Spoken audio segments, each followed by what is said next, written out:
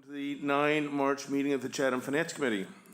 Please note, pursuant to Governor Baker's July 16, 2022 signing of an act relative to extending certain COVID-19 measures adopted during the state of emergency, including the extension of his March 12 order suspending certain provisions of the open meeting law, this meeting of the Chatham Finance Committee is being conducted in person and via remote participation. Every effort will be made to ensure that the public can adequately access the proceedings as provided for in the order. A reminder that persons who would like to listen to this meeting while in progress may do so by calling the phone number 508-945-4410 and enter conference ID 370403 592 #508-945-4410, conference ID 370403 592 #, or one may join the meeting via Microsoft Teams through the link in the posted agenda. Despite our best efforts, we may not be able to provide for real-time access. And we will post a record of this meeting on the town's website as soon as possible. In accordance with the town policy, the public can speak to any issue on the agenda during the meeting when recognized by me. So, welcome everybody. We're going to have a roll call. Norma is not with us today. Kristen? Here. Tommy? Here. Barb? Here. John? I'm here. Terrific, thank you. Tracy? Here. Thank you. Joanne? Here. Andy? Here. And the chair is here. We have a quorum. All right, we're going to continue voting on various town meeting articles. I'm going to have a little bit of an audible on the agenda, which is to say that rather than starting with prior year bills, I would like to start, if we could, with Aaron Orcutt and the Cape Cod Regional Technical High School operating budget. Welcome. Aaron, how are you today? Thank you very much. I am well and hope you all are. Thank you for giving me the opportunity to speak before your board and share the Cape Cod Tech proposed FY24 operating budget. Well, thank you for joining us. With that, I'm going to share my screen.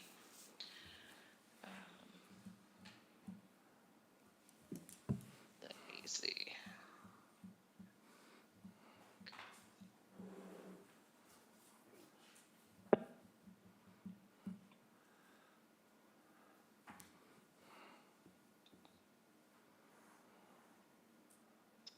Okay. I want to start by thanking the members of our own school committee who helped develop this budget. With consultation with myself, our superintendent, Mr. Sanborn, who sends his regrets for not being able to be here today, as well as our chair, Mr. Tullio, and members, Dr. Bloomfield, Dr. Michaud, and Mr. Galazzi. Want to start by sharing our overall enrollment with you. This year we are up 11 students over FY23. We're currently at a high of 664 students, and as you can see, we increased enrollment in the town of Chatham by 1 student this year. We went up from 12 to 13. That's a good number historically. Absolutely. This is a quick snapshot of what our enrollment looks like broken down by town. As you can see, Yarmouth and Barnstable are our largest contributors of over 50% of the overall enrollment. But we're very happy with our 13 students from Chatham, which makes up that very small green, that piece of the chart. Student enrollment trend, a historical trend on where we've been in enrollment over the past at least 6 years. You can see that we had a overall low in FY20 of 570 students, but happy to report that we are at a high of 664 students, which means we've actually filled the building to capacity. The building was built at for 650 students. That's only 85% capacity, so we can have more than that, but we really are in a very good number comfortably in this building. And Aaron, just a quick question: is the growth in attendance that we see here driven, do you think, entirely by the new building? Are there external factors apart from the new building that are driving kind of these increases we've seen over the last few years? I mean, I would say that the attractiveness of the new building certainly had a lot to do with it, but I do think that nationally we have a large push for vocational education and the value of vocational education. And I think with the rising costs and cost of going to college, more families and more students are looking at vocational education as a very good alternative to be able to earn a livable wage and hopefully stay on Cape Cod. So I think it is a combination of a beautiful new building with wonderful technology, but also an increased value in what vocational education can do for you. Okay, thank you. The overall FY24 operating budget that we are proposing is a 3.86% budget. This was voted and approved locally last month at our school committee. It is an overall operating budget of $16,750,000, an increase of $623,000 over the FY23 budget.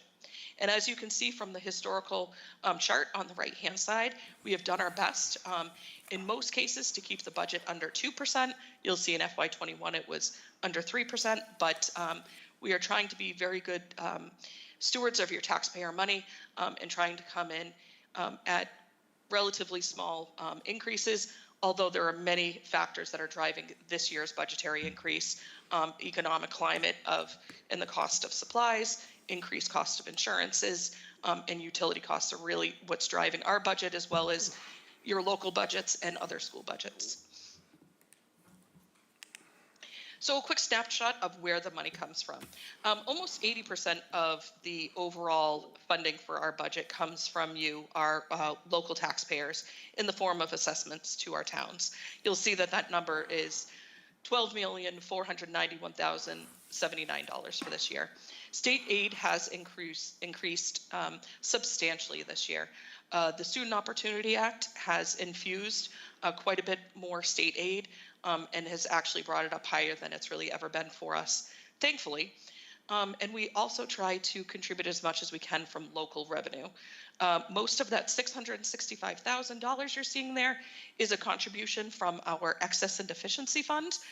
We are budgeting a $600,000 infusion into the revenue of our budget coming from that excess and deficiency fund. The remaining $65,000 is primarily comprised of lease agreements that the district holds with the YMCA of Cape Cod as well as Cape Destinations. The YMCA of Cape Cod is renting one of the buildings on our property and working to create a preschool, infant, and toddler program for 47 students. Although it won't have any direct affiliation with the school, we're happy to be able to offer a location for affordable childcare for the residents in the region. A quick historical snapshot again of what the revenue sources versus the operating budget has been. The blue line that you see is the overall operating budget, but you can see this year the assessments line is actually down slightly, and the state aid has risen significantly. So it's at least taking a little bit more pressure off of the local towns. A little history of where our budget has been. You'll see that's the second column in versus the various funding sources. The next column over is our state aid, followed by local assessments, and then overall local revenue contributions. This is just a quick snapshot of where the money goes to educate our students. It's easy to see that salaries, benefits, fringe benefits, and retiree benefits comprise about 80% of our operating budget, leaving about 20% for the plant operations, supplies, and educational materials to support the students' learning. Again, this is the same information, just shown numerically. You'll easily see that our plant operations are over 9%. Support, the line you see for support services at almost 9%, that is special needs services. Transportation at about 5%, all culminating in a $16,750,000 overall operating budget. Capital debt. We are currently in year 5 of a 20-year fixed principal declining interest bond. Meeting with the towns prior to going into bonding, we were encouraged to be aggressive with the very favorable interest rates, and I'm very glad we did because we are already 1/4 through paying the note for this building. But you will see for the operating assessment, for the capital assessment for next year, we will be assessing the towns in total of $5,907,075. Aaron, I think we've got a question from one of the members, please. Tommy, please. Sure. Thank you. What does building leadership mean? Building leadership is the leadership that's taken to run the school. It is the principal, the assistant principal, the curriculum director, and the vocational director. So those are school-specific personnel versus administrative district personnel would be the superintendent and myself. Thank you. The town of Chatham's capital debt assessment for FY24 will be $115,651. Another thing I wanted to share with your committee is our commitment to funding post-employment benefits. OPEB, we have been a member of the Plymouth County OPEB Trust since 2015. We are currently at a 13.38% net position funding to liability, which we are told is very strong, even though it doesn't feel like it numerically. We are over $2.2 million at this current time in our OPEB reserve, and have committed to a funding schedule that we hope will conclude around 2040 to fully fund our OPEB trust. I want to close by sharing with you what your overall operating assessment is. These numbers just came in last week. And for FY24, Chatham's overall assessment for operating will be $260,452. So that number, in addition to the $113,000, comes up with totals what the operating and capital costs will be for FY24. That is the end of my prepared statement. I'm more than happy to review any slides or take any questions overall on the school or the individual line item budget that I believe you have in your packets. Perfect. Thank you, Aaron. Question, Joanne, please. Thank you, Mr. Chair. Microphone. Thank you, Mr. Chair. This is really an excellent layout and an excellent presentation. Very easy for me to understand, particularly your OPEB chart. That's amazing. And it made it very clear for us to be able to see what the status of that is. And I'd like something like this for our budget. I think it's very, lets us know where we're going. And my question, I have a couple of questions. The infant and preschool childcare, who is that available to? It's through the YMCA of Cape Cod, so it is going to be available to any resident, local resident here. They have just started construction. We've approved a layout for a playground for them, and we have committed to a 30-year lease. So we're hoping it's a long-standing relationship. They have partnered with Head Start, and they are going to be infusing, I believe, up to $500,000 into the building to bring it up to the standards that it needs to be. So we're very happy to at least be good neighbors with the YMCA of Cape Cod. So my understanding is available to anyone from Barnstable County? Or? I believe so. I don't believe the YMCA limits enrollment of any residency. And the infusion of money from your Access and Deficiency Fund, can you tell me what comprises your Access and Deficiency Fund? Sure. At the close of each year, if we have unspent budget or excess revenue, that is certified into our Access and Deficiency, which is sort of like your free cash. Okay, Over the years, we have reached the maximum. Last year, we turned back an extra $1.8 million to the towns because we had, in bonding the school, our former treasurer had the foresight to invest some of that money pretty aggressively, and that was the proceeds on the bond, the interest on the bond, so we were able to turn that back. So those are some of the major contributors to where our excess and deficiency funds come from. Wow, so it's similar to our free cash, and you actually turn some money back to the taxpayers. If we reach that over that 5% threshold that we're allowed to have, it gets credited back to your towns in the form of a credit to your assessment, yes. Thank you very much. Thank you, Mr. Chair. Of course, thank you, Joanne. Other questions, please? Aaron, I've got a couple. Looking at the revenue source versus operating budget, your timeline of where your budgetary support comes from, it clearly has been trending from 2016. State aid was 16.5% of your aggregate. It's now 21%. And conversely, assessments went from 82% down to 74%. Is that a trend that you anticipate continuing? What happens if there's sort of a sudden shift in state aid? I guess it just means everybody's assessment goes up accordingly. And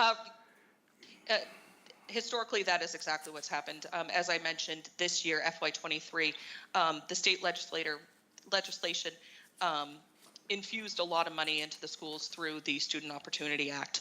That was money we weren't really expecting or could predict.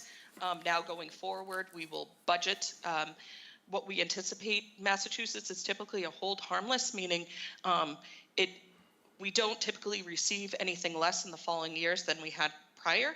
So I expect and hope that this funding ratio, you could say, will continue into the future. But unfortunately, Massachusetts is so heavily reliant on local revenue and local property tax that it does shift an unfair burden to our taxpayers through the form of local assessments. okay, that's helpful. Thank you. Could you, insofar as the last page of the presentation is concerned, you note that the district has established a funding plan, currently had a funding schedule. Can you just broadly define what the funding plan is? Absolutely. Our plan had been, we started at 50,000, and each year we were contributing an extra 50,000 each year until we reach the payment of 300,000 a year. So we were supposed to hit 300 this year, but in an effort to try to get the budget down a little bit, we reduced it to 275,000. So hopefully next year we will be at the 300, where we plan to continue to infuse 300,000 each year until Barnstable County retirement is fully funded. We did just get an actuarial valuation from Barnstable County that it looks as though in 2036 that assessment will that will be fully funded. And at that point in time, we intend to take the funds that we would have dedicated to the Barnstable County assessment and add that to the OPEB assessment. And so eventually we hope to get into the $800,000 a year range once we can shift those funds over. Okay, but otherwise you're anticipating 300,000 per year on a going forward basis until that conversion time. Absolutely. Okay, that's helpful. Thank you. Further questions from the committee in the room or online? Tracy or John?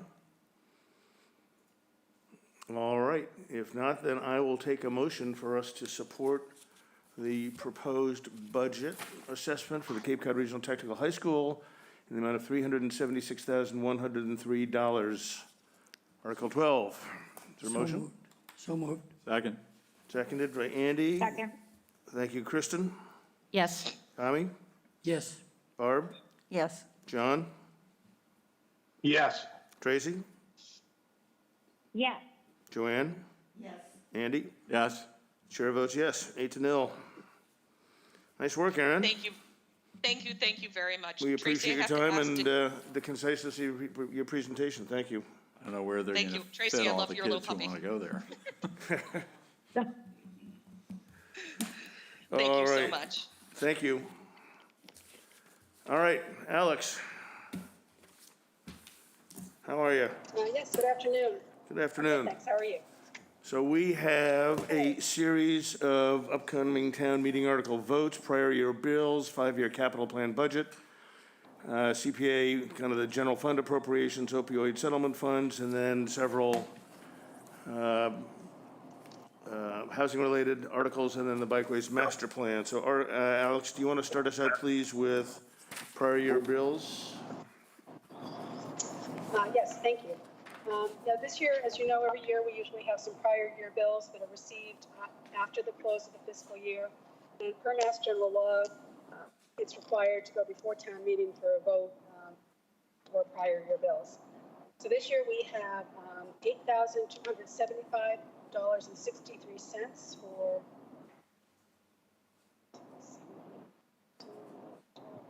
15 prior year bills, some dating back to May 12th, 2021, and others received on June 29th, 2022.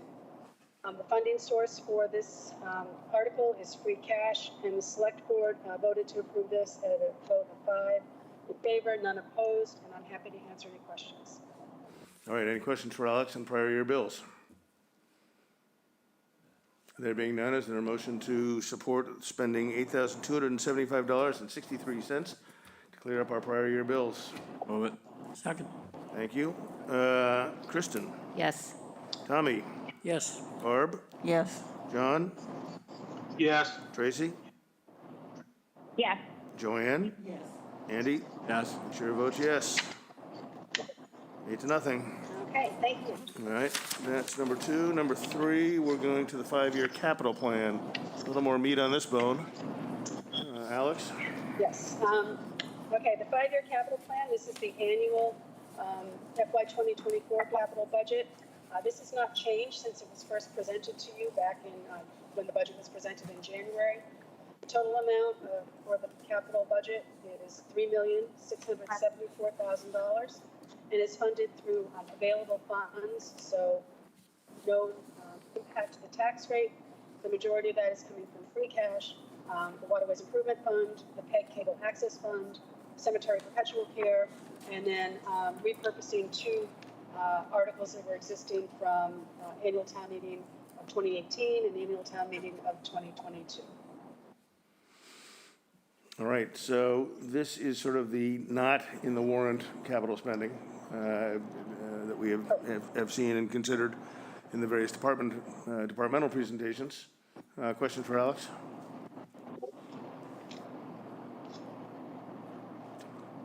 All right, if not, then I'll take a motion to support the capital allocation, 9% of the operating budget, $3,674,000. Motion to support? So moved. Tommy? Second. Thank you, Barbara. Kristen? Yes. Tommy? Yes. Barbara? Yes. John? Yes. Tracy? Yes. Joanne? Yes. Andy? Yes. The chair votes yes. All right. We're spending money like we made it. Okay, thank you.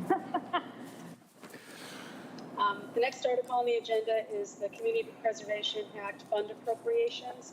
And what this article does is this funds the statutory statutory requirements under the Community Preservation Act.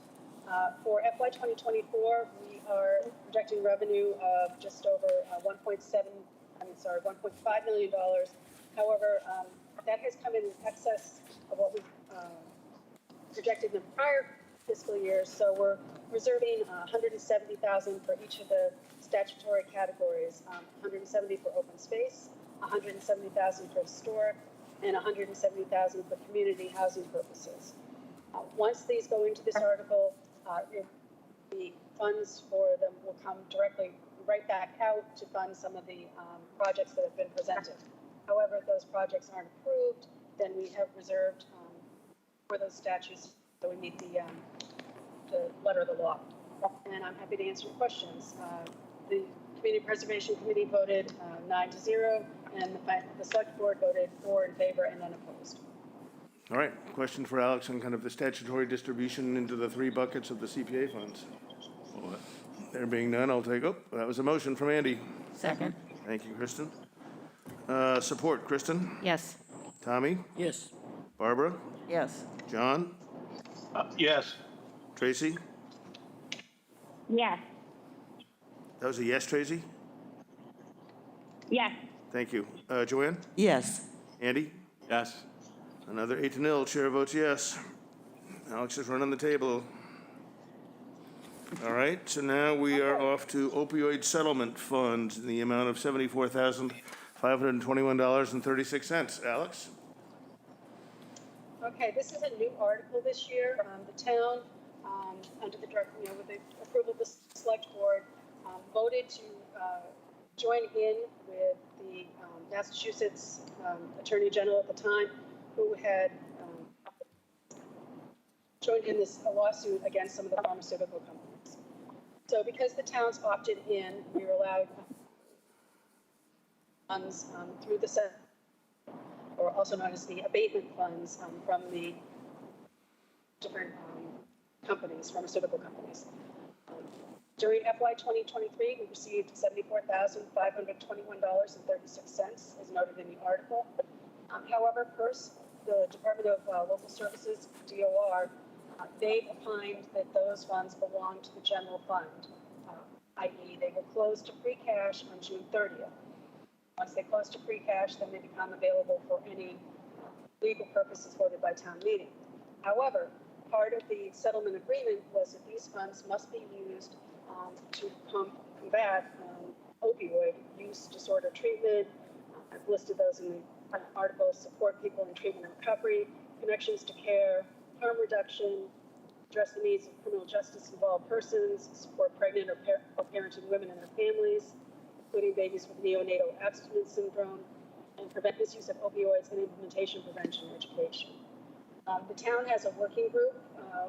Judy Giorgio, our health agent, as along with various other stakeholders, are deciding what the best use of these funds, and whether that's a regional approach or Chatham does it on its own, has yet to be decided. However, for the funds to be available now or until, without a town meeting vote, I'd like to have an article to reserve the funds into FY 2023 so they don't close to free cash, and fund them through free cash this year, and that way they're available for the purpose for which they're intended. All right, thank you, Alex. So, is that clear to everybody? We're sort of sequestering these funds for future use once it's determined how the town wants to approach the usage of these, whether it's a standalone or through kind of a more regional solution. Joanne, question? Yes, thank you, Mr. Chair. I'm not sure I understand the trail.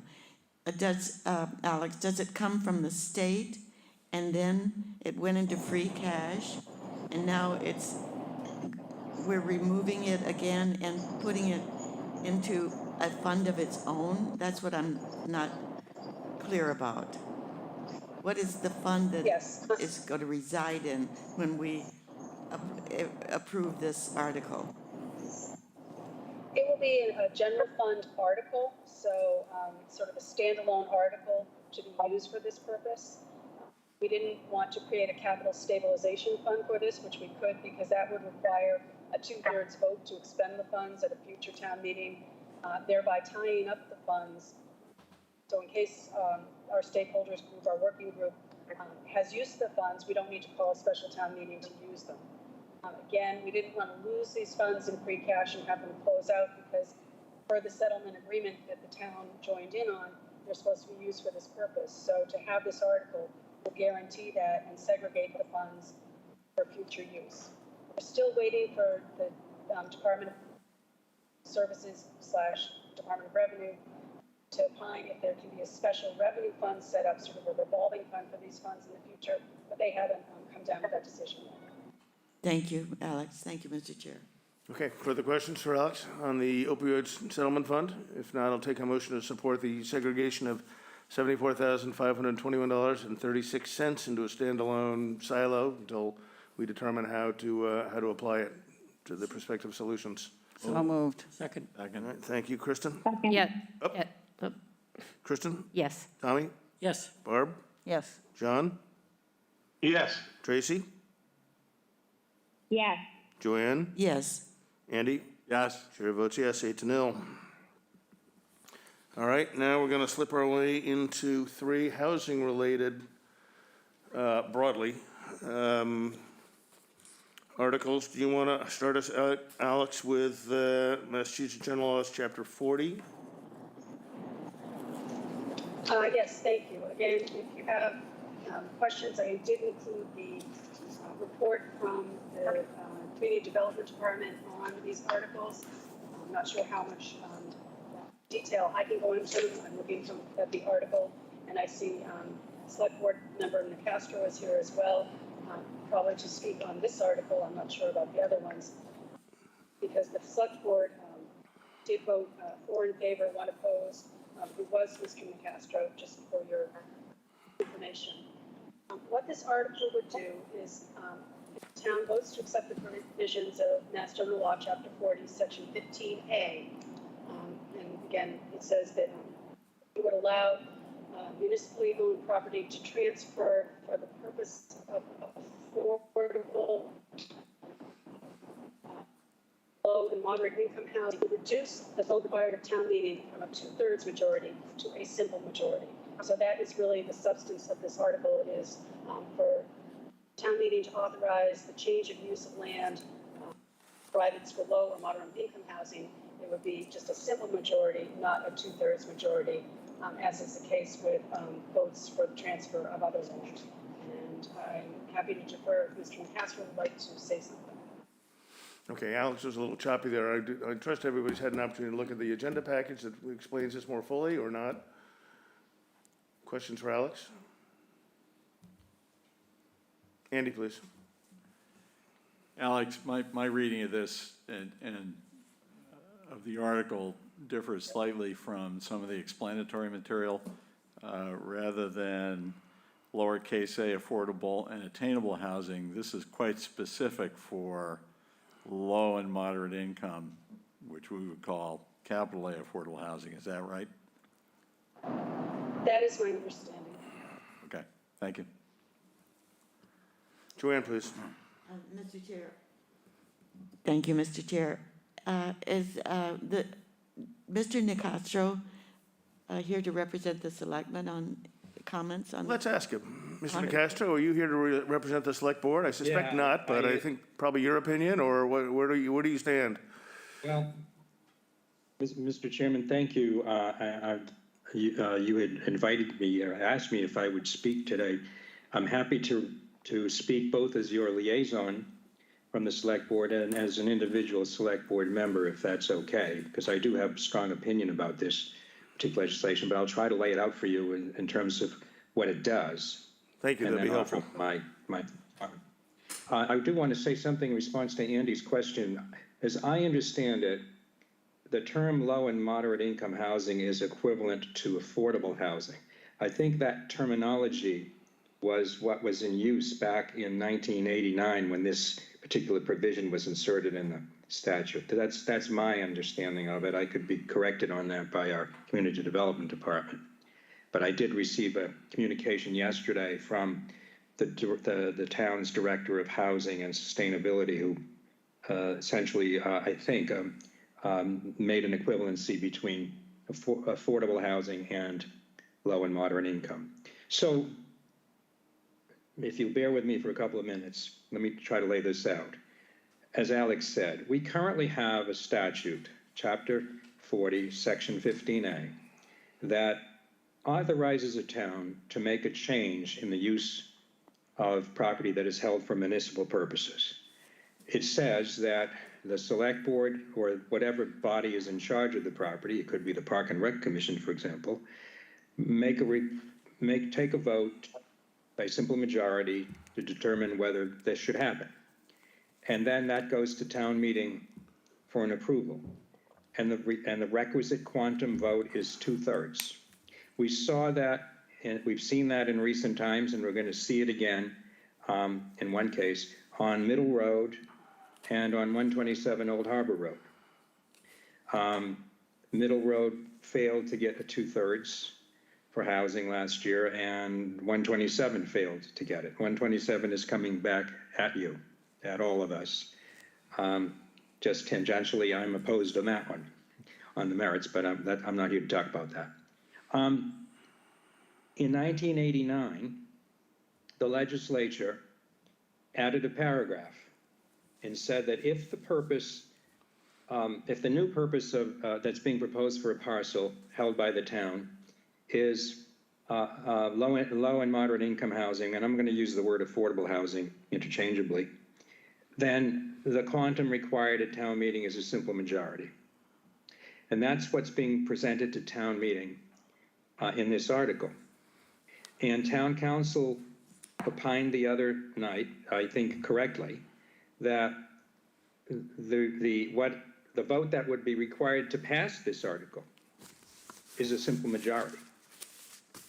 So by simple majority vote in May, town meeting, if it so chose, could eliminate the 2/3 requirement for any votes taken in the future to change property use for affordable housing, to affordable housing.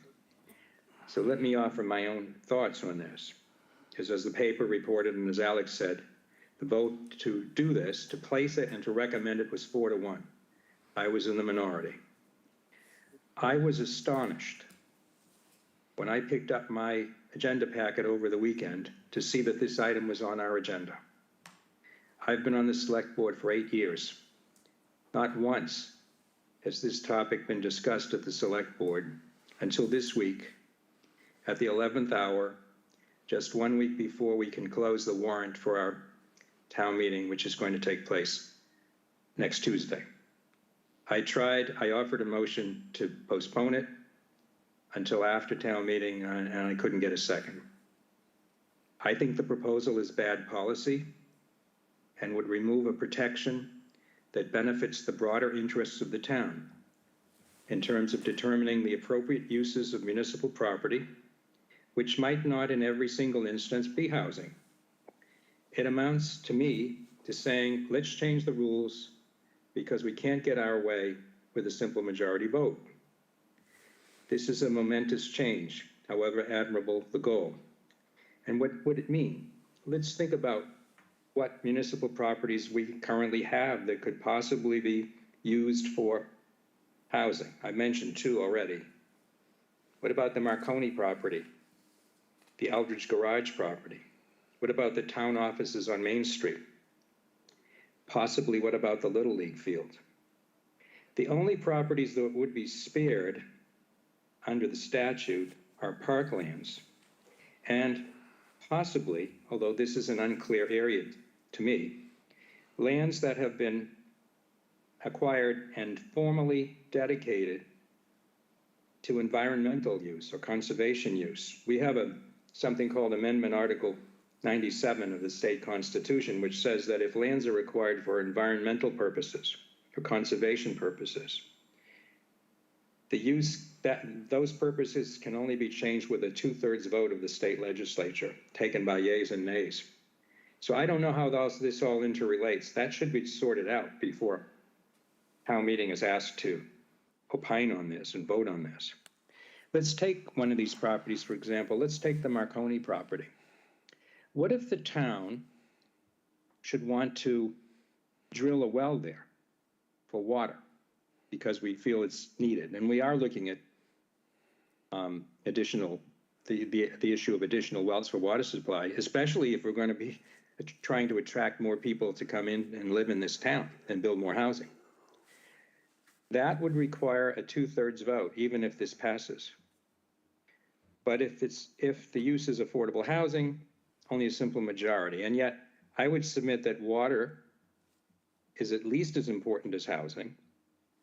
And the select board has made very, very clear in its goals and objectives that water and housing are right at the top of our priorities. One last point, and I think it is very telling.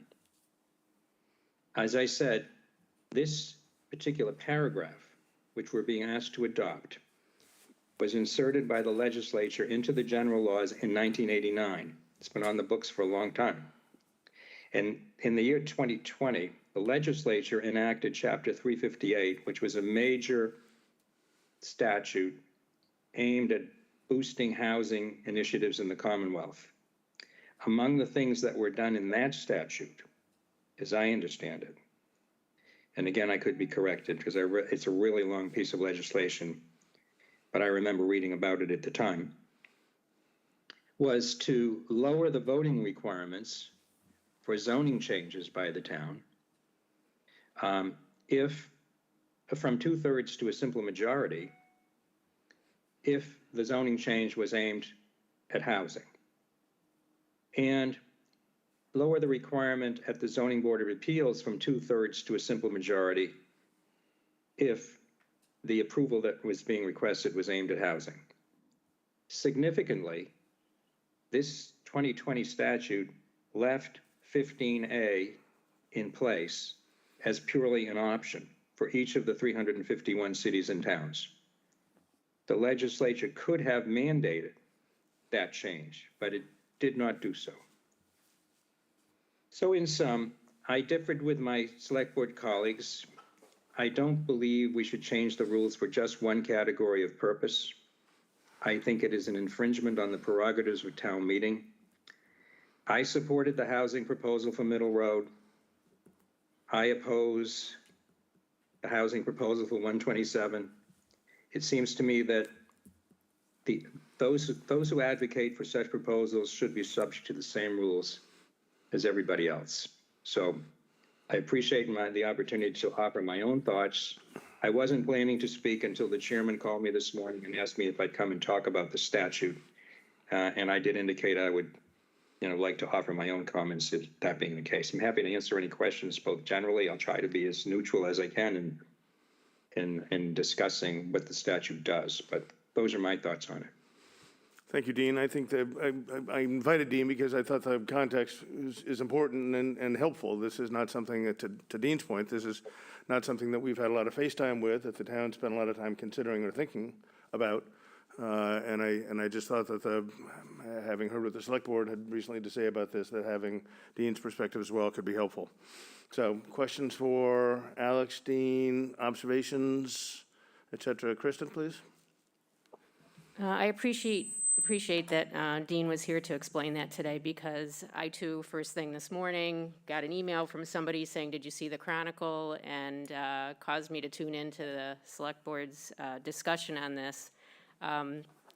Quite surprised that this, I agree with Selectman Dean that this hadn't been discussed prior, and that just in observing the lack of discussion was concerning to me, because I think when you go to town meeting with a warrant article that is talking about adopting a state law, there's very little ability to, you know how town meeting is. It's very difficult to explain things, and for folks who might have missed the select board meeting, like I did, might not have a clue what we're talking about. And what rises to the surface is affordable housing. And we know we've got great support for affordable housing.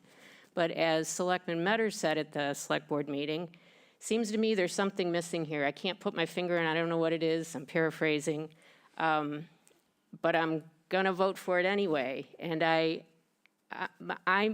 am extremely concerned that we are jumping on something too quickly without looking at it more closely and seeing what the ramifications might be. What are the pitfalls?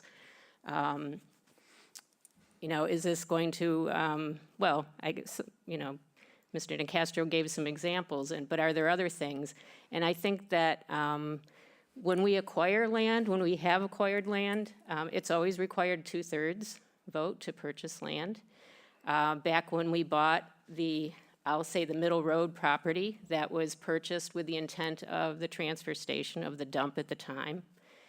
And lots of other properties are purchased with a 2/3 vote for certain land use purposes over the years. It seems to me a 2/3 vote at town meeting is as close as we can get to a consensus in a community about what we want to do with land that the town owns, that is we have a limited amount of land that the town owns. And so a 2/3 vote, I think, really speaks to trying to get as close to a consensus in the community of voters as possible. And so I think it's extremely dangerous to simply now toss that out the window and go for just a simple majority, particularly when, we do have other land use needs. Yes, housing is extremely important. We talk about it being a crisis. We have a lot of crises. We could have water crises very easily. And I think that this is kind of jumping on things a little bit too quickly without further discussion about the legal ramifications. And I'm mostly concerned about the loss of the 2/3 vote, because I think a simple majority and a simple majority of how many people, what's the minimum people at town meeting that, and we know everybody's vote counts, but I think having a strong 2/3 vote, there's a reason for it. And so that's kind of my observation, that I think that this would be sort of a dangerous thing to jump in right now, and I'm not going to be in support of it. Thank you, Kristen. Other comments, questions, observations? Joanne, please. Thank you, Mr. Chairman. I don't have an observation other than I've listened to both Kristen and Dean, and I think their ideas of why this is not a good step forward are sound and historical. And so I would, like everyone else, I'm very much in favor of the affordable housing. But I think if that is the case, if there's something we really want as a town for affordable housing, we'll go about getting the number of votes we need for it. And if we can't, that means it isn't acceptable to the town as a whole. So I agree. I'm not going to vote in favor of this article. I agree that we shouldn't change the basic rules. Thank you, Joanne. Other comments? Andy, please. Just briefly, Mr. Chair, I know Belardo first is online. may I finish? I'm sorry, Alex, we didn't quite catch that. I didn't quite catch that. I was going to say, online you have John Papalardo and Tracy, just so you're aware. Thank you, appreciate that. So Andy, yeah, finish up, and then we'll go to the big screen. Oh, all right. Yeah, the big screen, that always.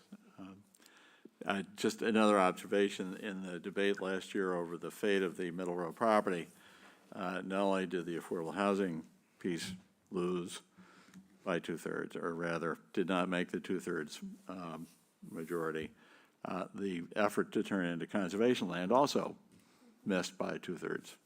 So, yeah, I mean, I think town meeting requiring 2/3 for something like that is usually just changing the use of a piece of municipal land is pretty momentous. And I think it's worth that 2/3 supermajority and leave that in place.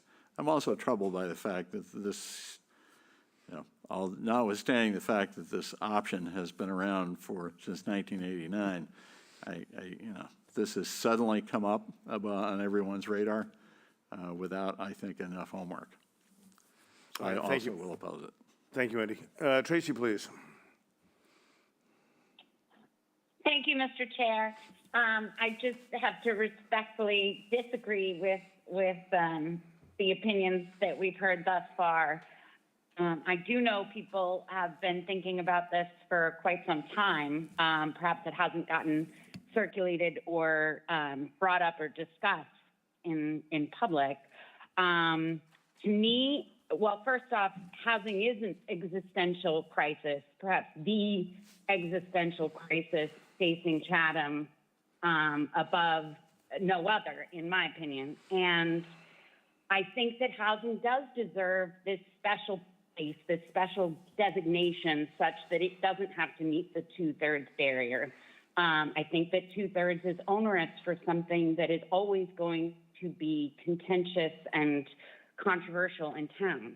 I think that some of these measures that have now come before town meeting several times and always fail just because they don't quite get to the 2/3.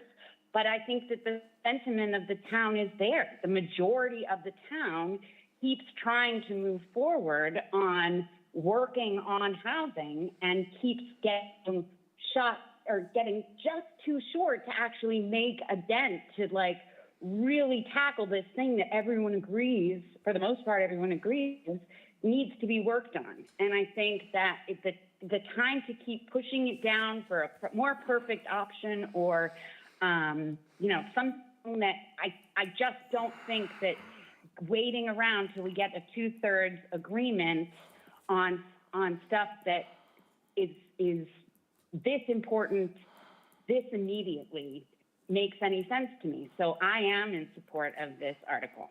Thanks. Thank you, Tracy. John, please.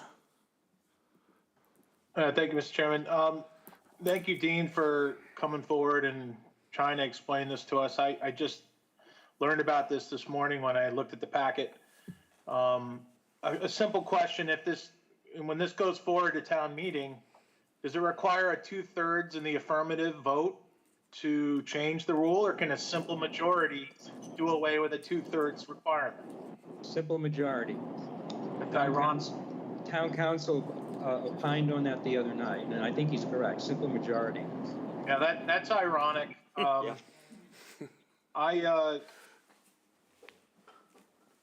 Such a substantial change in practice and culture and policy, in my opinion, requires more time of airing out in the public debate forum.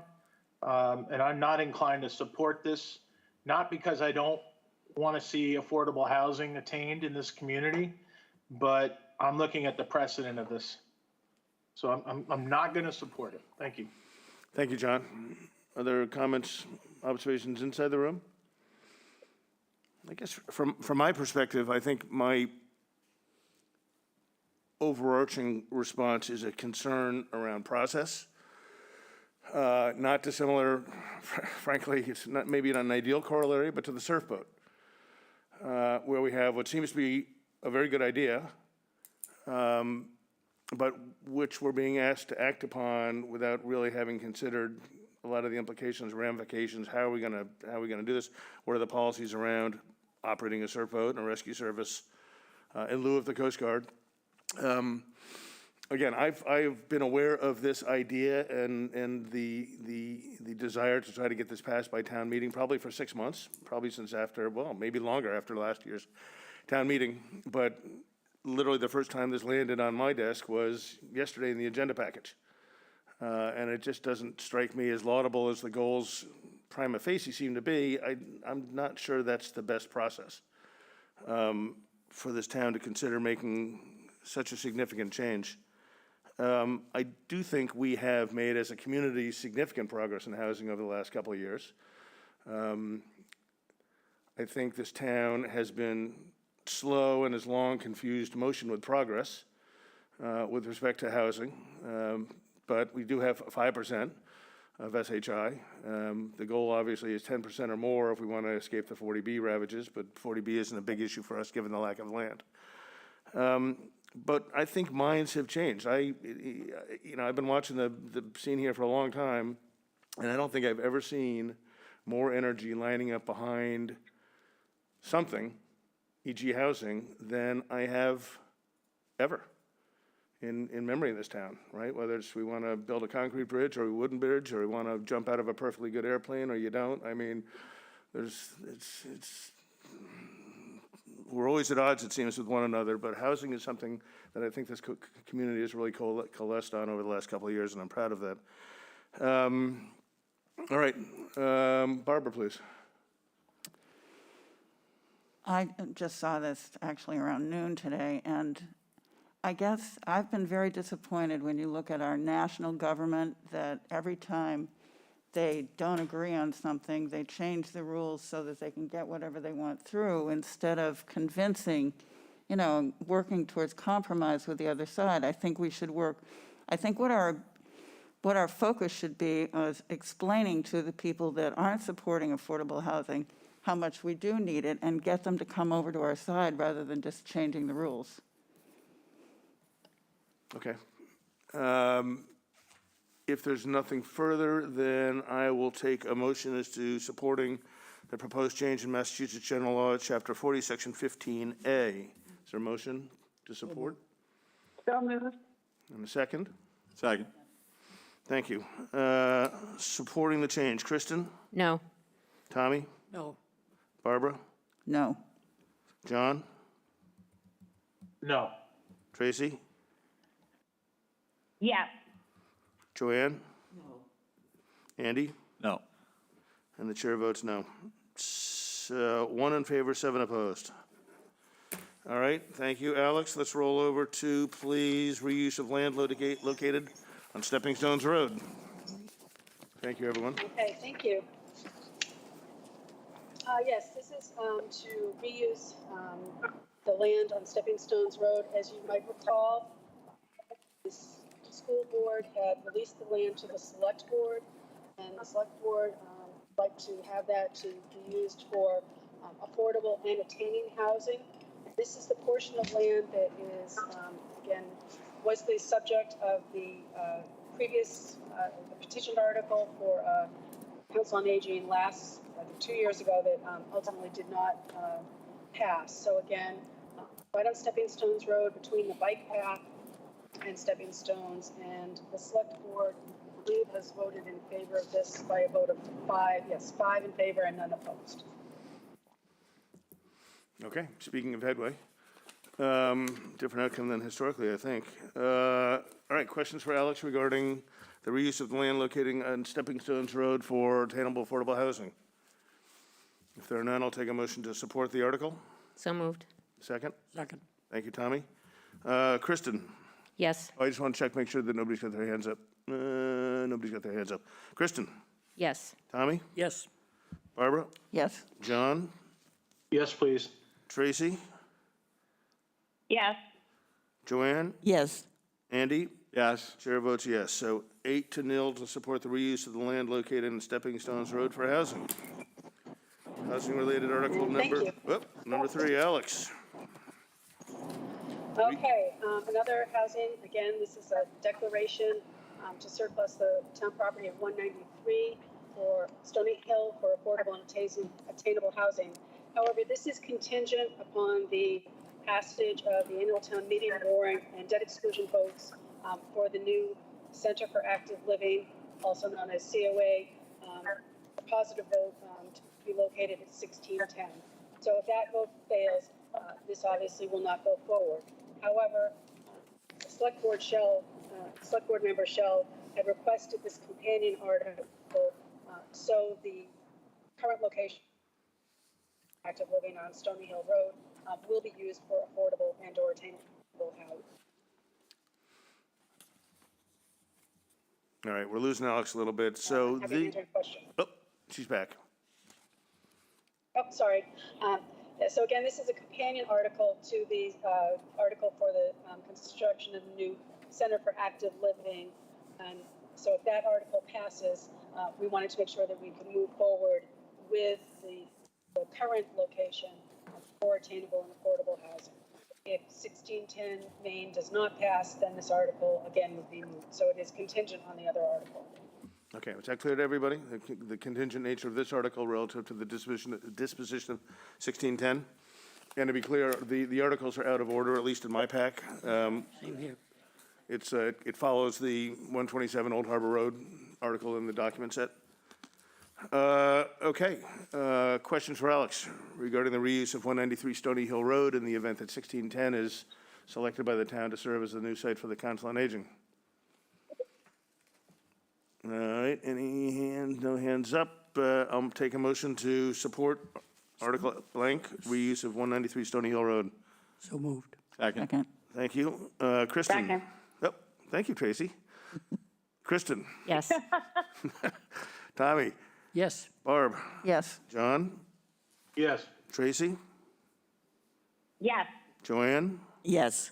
Andy? Yes. Chair votes yes, 8-0 for the contingent article regarding Stony Hill Road. Now let's go back a couple pages to the reuse of land and structures at 127 Old Harbor Road, another housing-related article. Alex, please.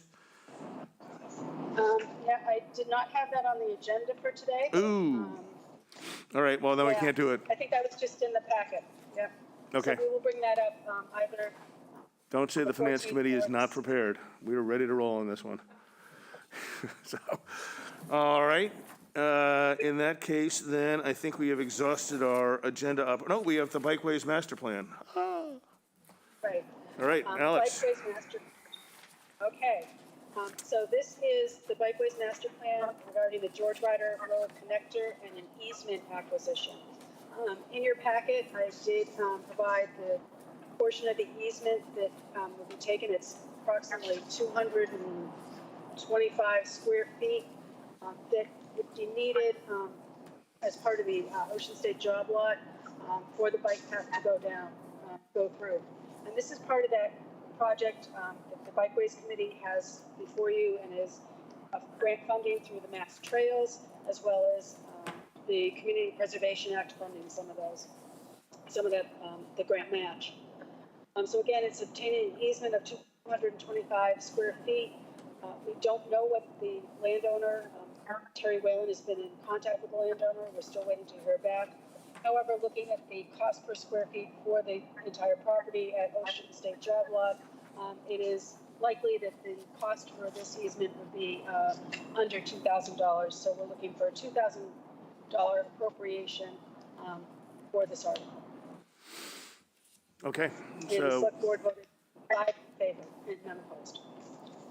okay, so to $2,000 spend relative to the Bikeways Master Plan to secure 225 square feet of property currently held by Ocean State Job Lot to get an easement over that for the creation of bike path extension from the rail trail down towards Route 28. What could possibly go wrong over there? Kristen, please. I have a question about, just noticing here, and maybe this is standard language, but it mentions eminent domain taking, that might be one of the options that the town would do, and I'm wondering if that's a friendly eminent domain taking? Or would we? Yeah, Okay. I'm not sure, but that is standard language within any easement. Let's see, I'm just looking at the article right now. So again, by giving, we're trying to get the permanent easement. So we don't take the land, it still belongs to the property owner. We just have a permanent easement. And I see Mr. McCastro's on. Dean, have you got something you would like to say with respect to this prospect? Yeah, I mean, I observed that language in it the other night as well. I think it is pretty standard language, Kristen, that's in all acquisitions. And this really amounts, I think, to an authorization to the select board, but not a mandate on the select board to do anything. And I understand there are discussions going on with Ocean State. It's a small piece of property, and the hope is that they might be able to acquire this by agreement for fairly short money. If not, I suppose this, well, I know if the select board wanted to take it by eminent domain, they could. I think there's always a reluctance to take anything by eminent domain, but I don't know whether that language has to be in there. I'm not town council, so I would defer, but it always seems to be in there. This has come up before. I remember asking that question in the past. I hope that's helpful in some respect. Thank you. All right, further questions for Alex or perhaps even Dean as our liaison? Joanne, please. I saw you turn on your microphone. No, thank you. Getting ready to vote? Okay.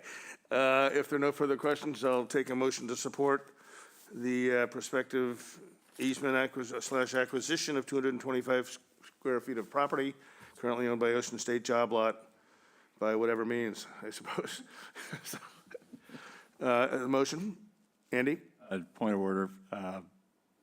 The ownership is New Creek 2 LLC. That's what the document says. It does not identify Ocean State Job Lot. Yeah, good point. So the document reads out is the owner of the property being New Creek 2 LLC and not Ocean State Job Lot per se. That is the formal name of the owner. However, it is more commonly known as Ocean State Job Lot. Okay. Thank you, Andy. I'm happy to move it. All right, we got a motion. Second, please. Second.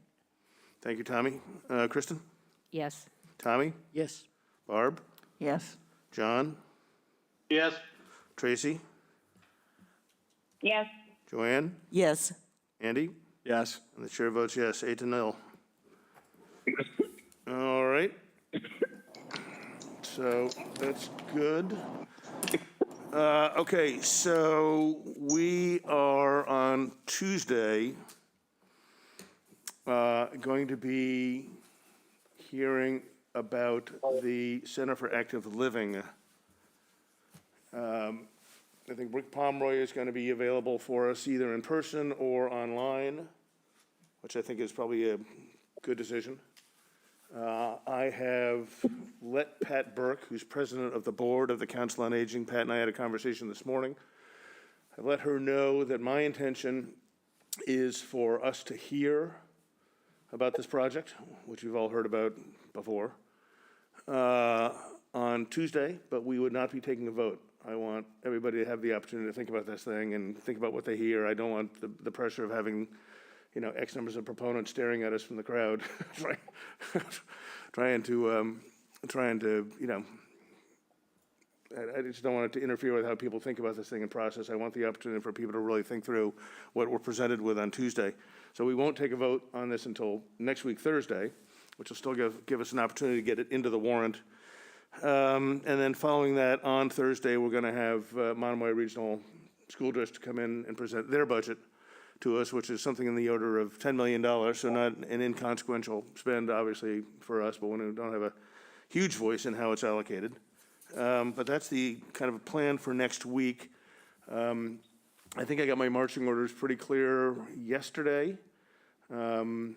I'm working on the draft, and I will keep working on the draft. I don't expect to probably circulate anything. I've got to go to Boston now Sunday. We'll be gone Monday, hopefully back Monday at the end of the day or Tuesday morning. I would hope to get something to you guys by early next week to look at in a slightly more comprehensive form of our report to the warrant. So that's currently what I'm thinking. Happy to take any questions or, again, observations. If not, then I will take a motion to adjourn. Tracy, Oh, I'm sorry. Tracy, please. Nope, that's all right, Mr. Chair. I just wanted to apologize for missing yesterday. I was actually providing lunches at the Center for Active Living, so sorry to have missed you guys, but we had to make corned beef for the COA. Oh, sweet. Well, good for you for what you're doing over there. We appreciate it. I see Stephen Buckley's got his hand up. Or did Stephen just disappear? No, there he I'm is. here, sir. Thank you. Point of information. I'm wondering, rules of conduct for town meeting, is that something that originates in your committee or is vetted by it? Or I'm trying to find out how to get it, how to make suggestions before town meeting, not at town meeting. I am speculating here a little bit. I'd welcome any input that Dean or Alex might have. I would be inclined to reach out to the moderator as the kind of the manager, if you will, of the meeting. Nothing originates here, Mr. Buckley. Were something brought to us, we would obviously consider it, but in my experience here so far, we have not been that venue. So I think probably the moderator would be the best. Alex or Dean, any thoughts? Contrary to that? It's his meeting, I agree. It's his meeting. The moderator. I agree. So, Stephen, I guess that would be the recommendation, to reach out to Mr. Litchfield as moderator. Okay, I will do that. Thank you, sir. Thank you. All right, anything further? Okay. We didn't have our vote, did we? Chemo brain. Okay. Kristen? Yes. Tommy? Yes. Barb? Yes. John? Yes. Tracy? Yeah. Joanne? Yes. Andy? Yes. Chair votes yes. We're adjourned. Thank you guys very much. Thank you. Thank you.